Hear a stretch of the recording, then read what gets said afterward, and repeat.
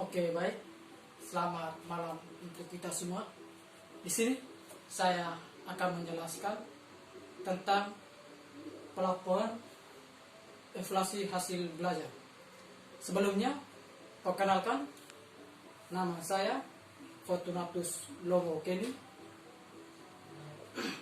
kelas B, NIM 18320134. Baik, masuk dalam materi tentang pelaporan inflasi hasil belajar. Di sini yang saya bahas di sini ada 3 subtema, yaitu yang pertama tentang pengertian dari pelaporan inflasi hasil belajar, terus yang kedua fungsinya apa, dan yang ketiga teknik-teknik dalam pelaporan inflasi hasil belajar. Oke, baik. Sebelum masuk di pengertian, terlebih dahulu kita tahu pembahasan sedikit tentang pelaporan inflasi hasil belajar. Di sini pelaporan inflasi belajar itu dia menafsirkan sesuatu dan bisa menentukan mana yang baik dan tidak, sehingga dia mencapai suatu tujuan tertentu. Nah, dari itu kita bisa tahu arti dari pelaporan inflasi belajar. Tapi sebelumnya, alangkah lebih baik kita harus tahu tentang pengertian dari para ahli itu tersebut. Yang pertama dari Raka Joni pada tahun 1975. Itu dia menyebutkan bahwa suatu proses di mana kita mempertimbangkan suatu gejala atau suatu barang dengan patokan tersebut, sehingga menentukan baik dan benarnya itu tentang para ahli. Yang pertama yaitu tentang Raka Joni. Yang kedua adalah Wright Tiller pada tahun 1950.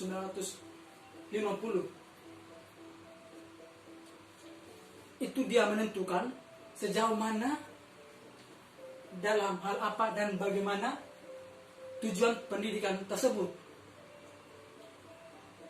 Nah, kita sebelum memasuki pengertian pelaporan hasil inflasi hasil belajar, maka lebih baik kita mengetahui inflasi itu sendiri. Inflasi sendiri adalah dia menentukan nilai seseorang menjadi patokan sehingga untuk mencapai tujuan yang ingin dicapai. Nah, dari pengertian yang tadi sudah dijelaskan, maka kita kaitkan semua. Jadi pelaporan inflasi hasil belajar adalah dia menentukan proses atau prestasi belajar dalam pembelajaran dengan menggunakan patokan-patokan yang telah ditentukan pada sebelumnya. Maka dari sini saya kaitkan dengan contoh. Contohnya kita patokan dalam nilai. Contohnya nilai matematika. Nilai matematika standarnya harus 75.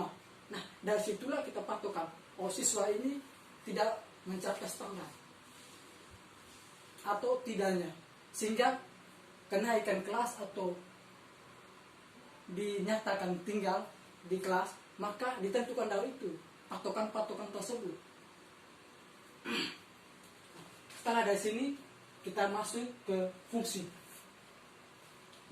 Fungsi yang pertama adalah diagnostik.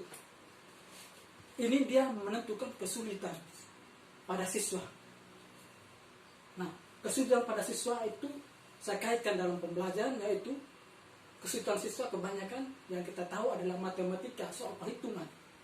Nah, soal perhitungan, maka kita harus perlu adanya bimbingan khusus sehingga siswa bisa tahu bagaimana kesulitan dia, begini, sehingga dia menanyakan, lalu ada yang bimbingan khusus seperti itu. Terus yang kedua, selektif. Itu dia menjaring siswa memenuhi syarat. Contohnya seperti ini.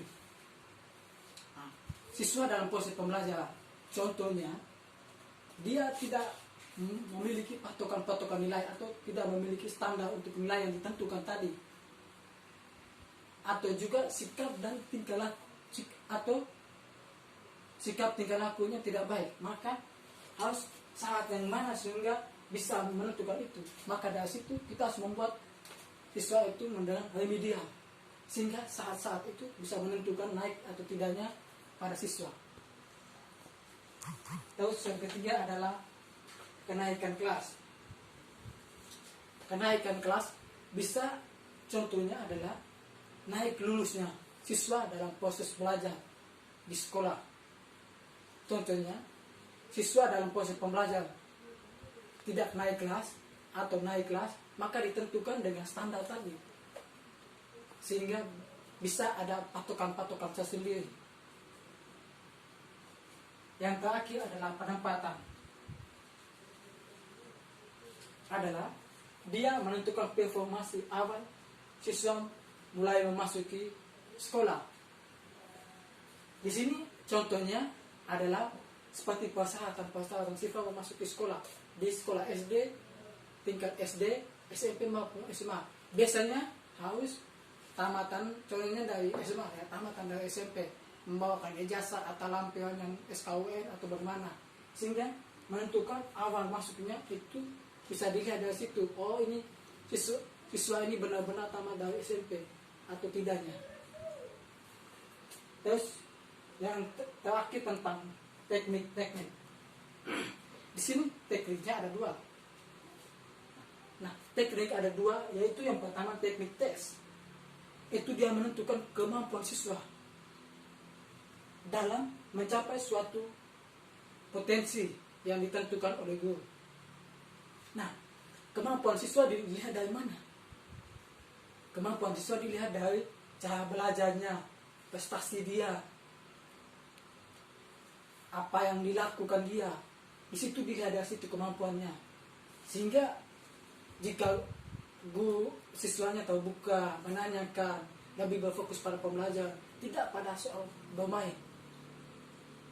Nah, kebanyakan sekarang ini kita tahu bahwa para siswa semua, untuk kalangan-kalangan siswa itu mereka berfokus pada game, apalagi game online sekarang jadi bisa tayang sekarang ini. Maka perlu adanya dorongan dari orang tua, motivasi dari orang tua, karena sekarang ini kemampuan anak selalu terbatas dengan adanya pandemi ini, sehingga orang tua itu berperan penting dalam proses pembelajaran anak. Karena sekarang ini pada masa pandemi, maka anak semua dirumahkan, pembelajaran secara online. Maka orang tua harus memberikan kemampuan bagaimana cara belajar anak, sehingga anak-anak tetap diawasi dalam proses pembelajarannya. Nah, masuk ke yang kedua, teknik non tes. Ini dia menilai aspek-aspek tingkah laku atau sikap dan motivasi dalam proses pembelajaran siswa. Dari pengertian ini maka menjadi contoh adalah jika seorang anak itu tidak dalam lulus standar untuk yang ditentukan, contohnya 75 standar untuk nilai kelulusannya, ya matematika lah, begitu. Itu maka saya bisa contohkan, maka dilihat dari nilai yang lain, nah, dari sikap, tingkah laku, serta perbuatan yang dilakukan seorang anak. Jika dinyatakan baik, maka bisa dinaikkan kembali. Seperti itu. Jika anaknya tingkah laku ataupun sikapnya tidak menentukan, maka seorang anak tidak bisa dinaikkan kembali. Ataupun dua-duanya, nilai juga tidak mencukupi, serta sikap dan tingkah laku juga tidak menentukan, maka anak itu akan diberikan bimbingan terlebih yaitu orang tua, sehingga anak itu mengikuti atau mentaati peraturan yang ada di sekolah, yaitu pembelajaran tadi. Maka dari itu adanya perlu seorang Maka seperti itu seorang guru harus memanggil orang tuanya, anak ini seperti ini, sehingga orang tua mereka bisa tahu. Karena kebanyakan siswa sekarang ini seperti di SMA kita lihat, mereka datang hanya duduk bermain pulang, itu saja, bahkan tidak masuk sekolah. Maka dari itu perlu ada panggilan orang tua, surat itu penting, sehingga kewajiban orang tua dan hak orang tua itu ada untuk memberikan, mengawasi seorang anak mereka masing-masing. Oke, baik. Terima kasih, itu saja yang dapat saya jelaskan tentang pelaporan evaluasi hasil belajar. Kurang lebihnya saya minta maaf. Sekian dan terima kasih.